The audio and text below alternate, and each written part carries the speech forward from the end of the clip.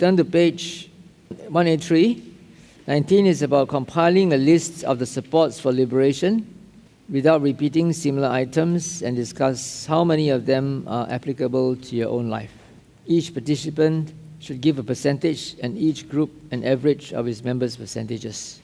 So when I say applicable to your own life, it means that this particular item, for example, sila, precepts, can it be applied in your daily life?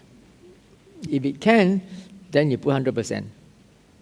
But if it cannot because of your occupation and you cannot do it 100%, maybe 80% or 50%, so you put down 80% or 50%.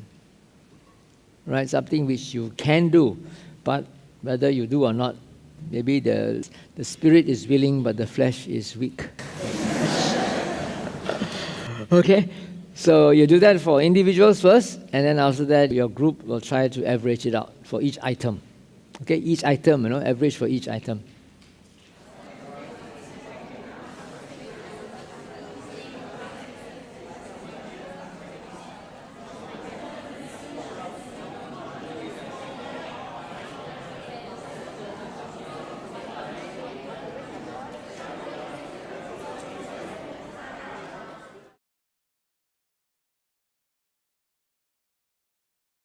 This is the all from our group. They participated. For spiritual friend, we have 80%. Listening to the Dharma, 91. Wow. Dana is 81. To have the right teacher, 96. Meditation is 90. Sila, we follow the 5 precepts. Sila is 90. And discussion, 95. Virtue is 90, right view we have 80, distinct seeing on this are more on meditation is 60%. Oh, you got more tranquility than distinct seeing, huh? This is where we eventually wanted our aim, that's why we have more. Oh, this is your wish list lah.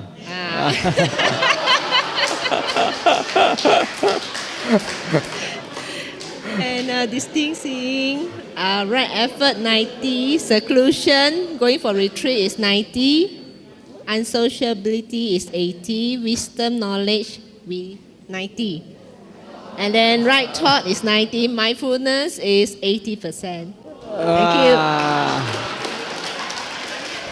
you. This one is only a wish list. Let's have something more realistic, according to what had occurred. Okay, so I want some group, a more realistic group, please come up. Ours is, our percentage is much lower because no GST. Okay, under virtue, the group members feel that they can practice 72%. Okay, that's good, not bad. Huh? Learning, 40%. Discussion, 30%. 13%. Because we don't meet every day and discuss.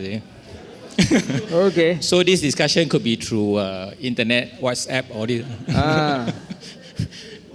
Tranquility, I think 7% only. Okay. They don't spend much time meditating, so less tranquility. Yes. Distinct seeing, this one open awareness, they can see something like this. 30%. Composure, because without tranquility, wisdom also less. Okay. And fewness of desire, okay, 52%. Okay. That means they lead quite simple life. They're quite contented with their life. Seclusion, 45%.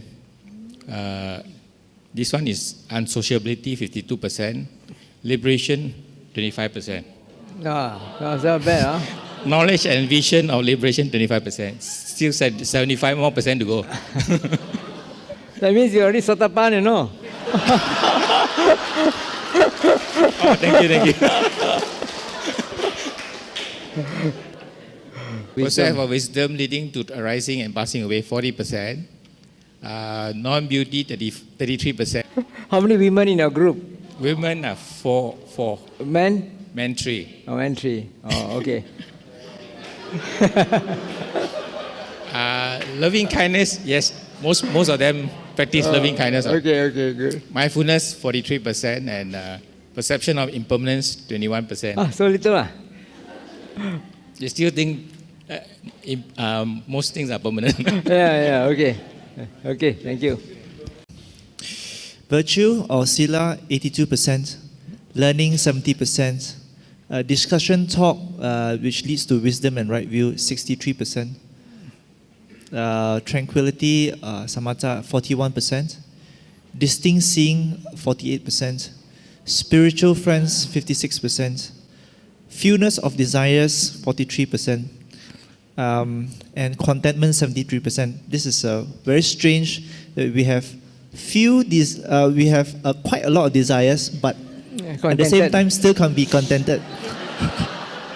The explanation, of course, is that whatever we have, we are content with it. But in other areas that we don't have, we are still desirous. Yeah. Seclusion, unsociability, 58%. Energy, effort in opening up the mind, 64%. Composure, samadhi, 42%. Strength and firmness in abandoning the unskillful things, 53%. Perception of non-beauty, 47%, which is quite all right, considering that I'm the only male in my group. Oh, yeah. The rest all female. Yeah. You guys check and see whether they have makeup or not. Yeah. Loving kindness, 74, so high. Mindfulness of breathing, 65, and perception of impermanence is 63. Okay, not bad. We actually have a perfect balance of half women, half men, you know. So, but we didn't have time to break down actually how many percent is men, how many percent is women. In terms of right view, we still have a little bit of dust, so we're below 50%.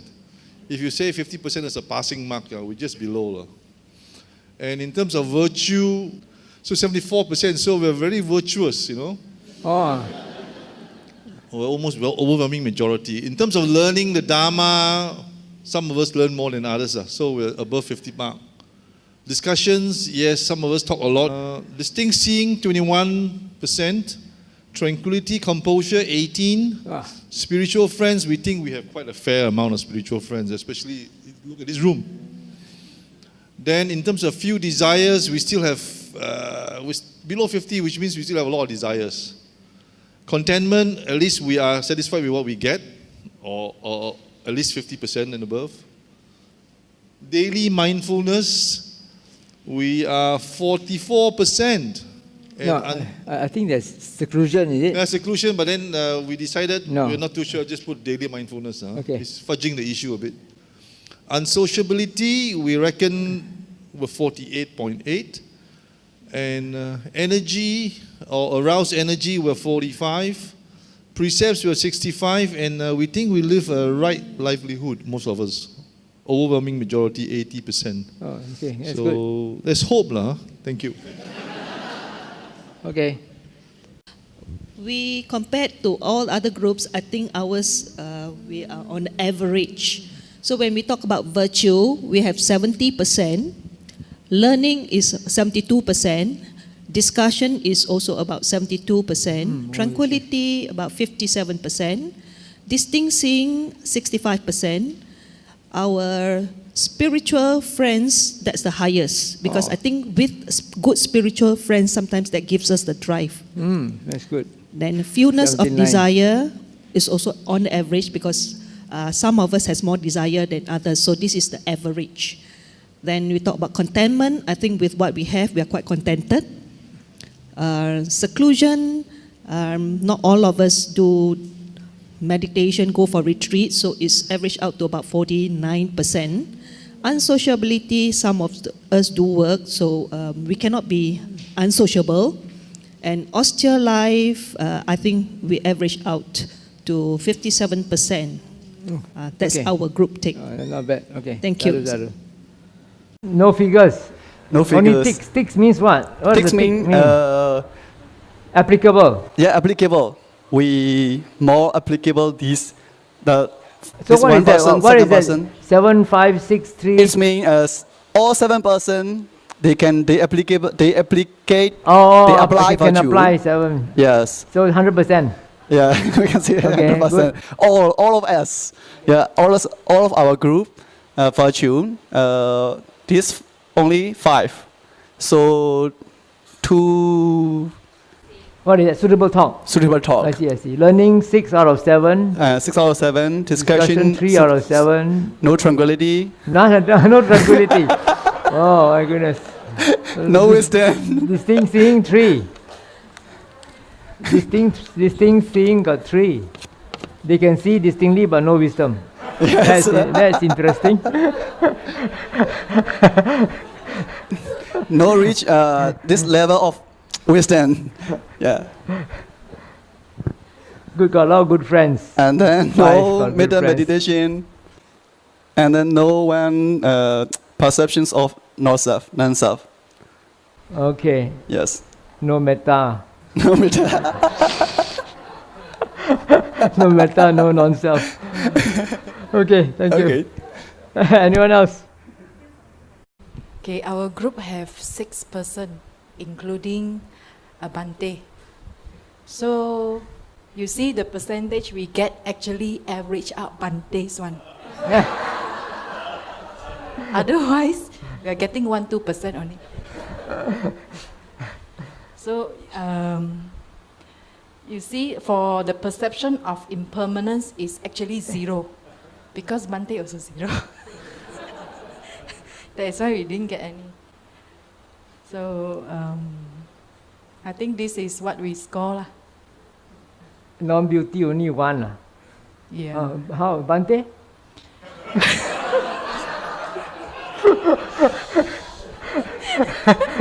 I think that's the percentage from Bante. Maybe 0. We are averaging out per day lah. Per day, meaning out of 24 hours minus of the 8 hours, or average over the hours. So this is the maximum we can achieve, very far away from Nibbana. Okay, thank you. How to have 24 hours good friend? You are your own good friend. Listening also. Okay.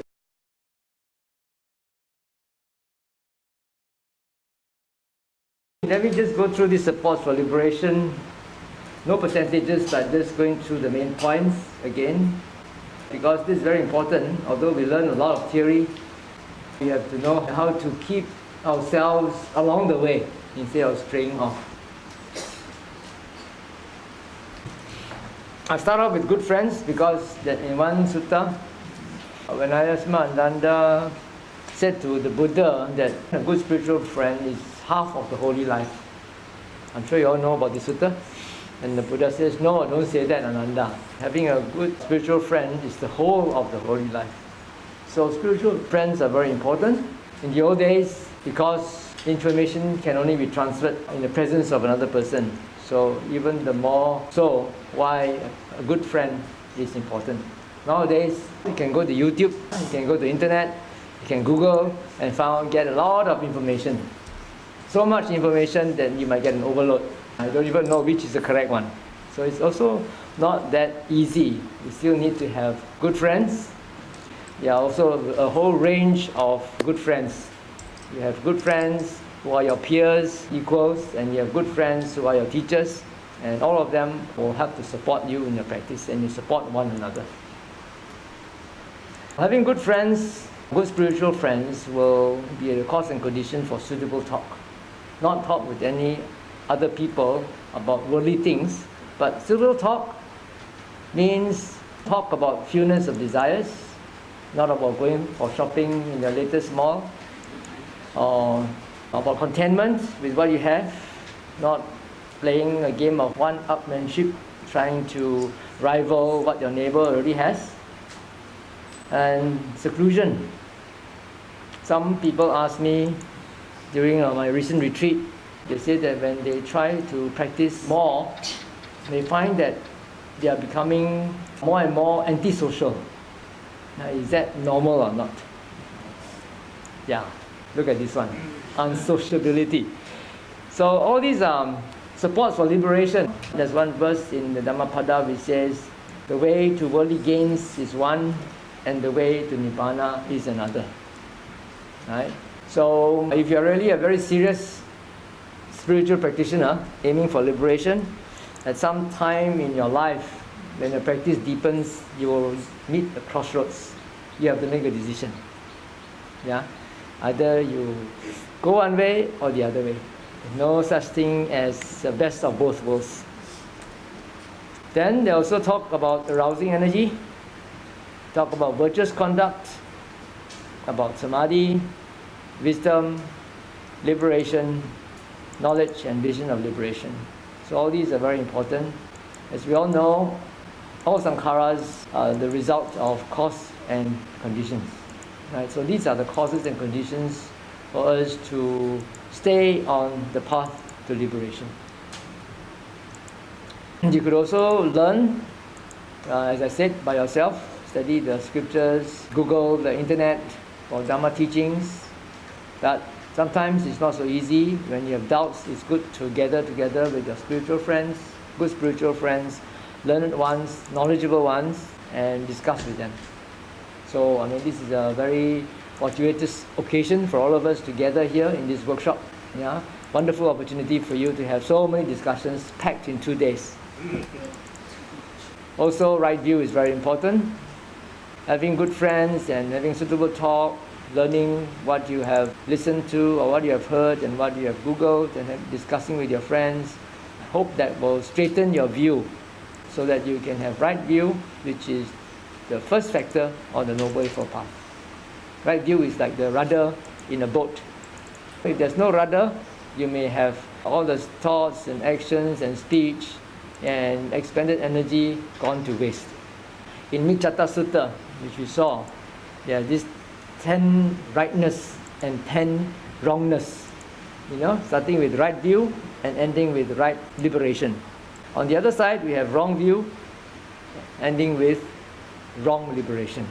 Yeah, so if you put in a lot of effort doing a spiritual practice, but with the wrong view, then you're wasting your time and energy.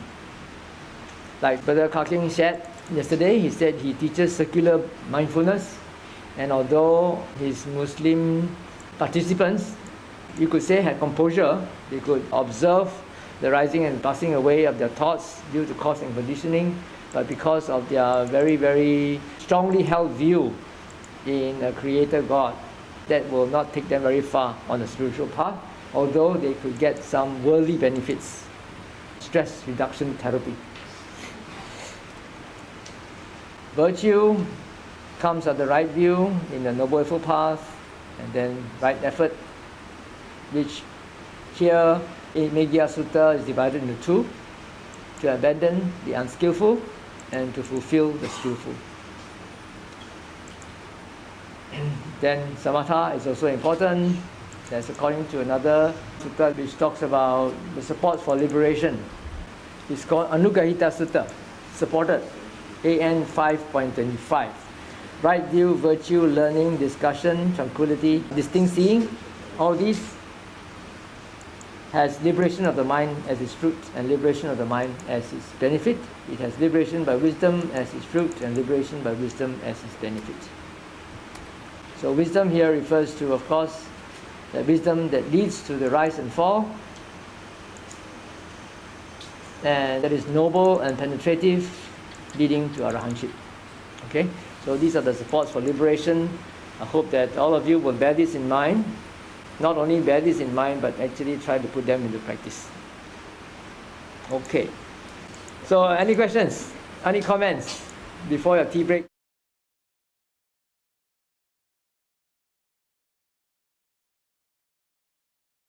Bante, this Udayata Gamini Panyana can also refer to seeing conditionality and paticca samuppada rather than just arising and passing away.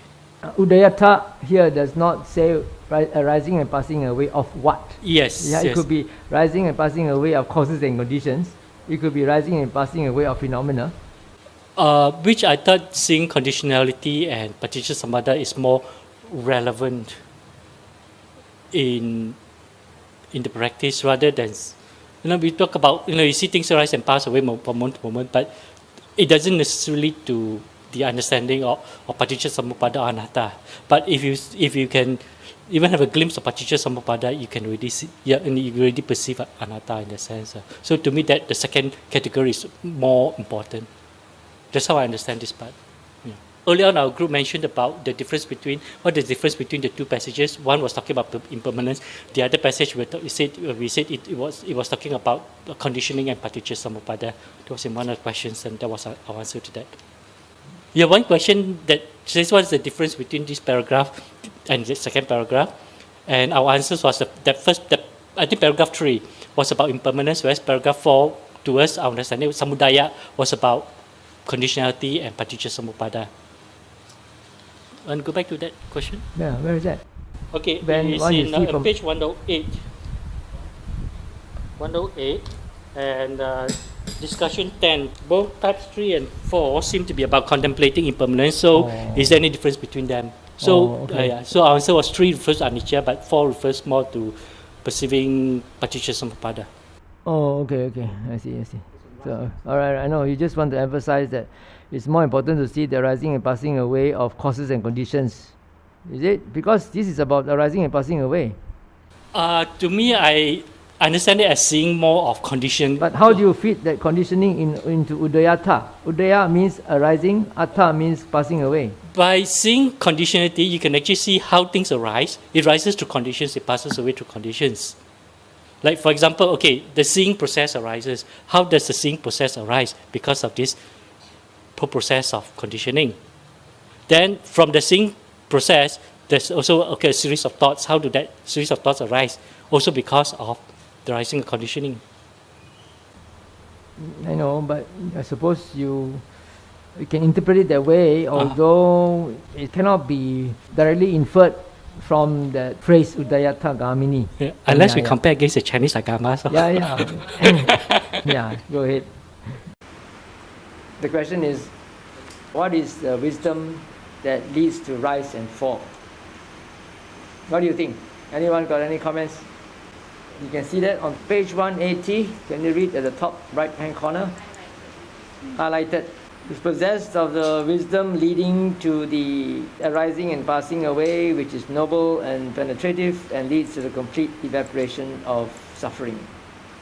Okay, here usually it is translated as wisdom of arising and passing away. Usually it's translated that way, but if you look at the Pali, it shouldn't be that way, because there's this word there, gamini. Gaminiya means leading. Just like the Four Noble Truths, the fourth Noble Truth is the Dukkha Nirodha Gamini Patipada, the practice that leads to the cessation of suffering. So here also it should be the wisdom that leads to the discernment of arising and passing away. If you translate it as the wisdom of arising and passing away, it means that you have attained to a certain stage. According to the classical insight knowledges, you have attained to the fourth stage of insight, which is insight into the arising and passing away of phenomena. Right? But if you say wisdom leading to the discernment of arising and passing away, need not necessarily mean that you are there. You are on the path but haven't reached there yet. Just now somebody was talking about WhatsApp group. We started one after JB. JB was about 2 weeks ago. And I think that's a good idea because it keeps you in touch. Or else, like I used to tell the organizers here, as well as Asma Kumara, we are actually fighting a losing battle because we are like hit and run. We do a workshop and then we disappear for another 2 years. And then you guys are all just disconnected. And very soon, you'll go back to your old ways. Right, huh? Yeah, because of all these causes and conditions, the overwhelming popular notions are there, and you will also go back to your old ways. So maybe it's a good idea to form a WhatsApp group and keep in touch, especially about daily practice. Okay, so let's go on to the next discussion topic.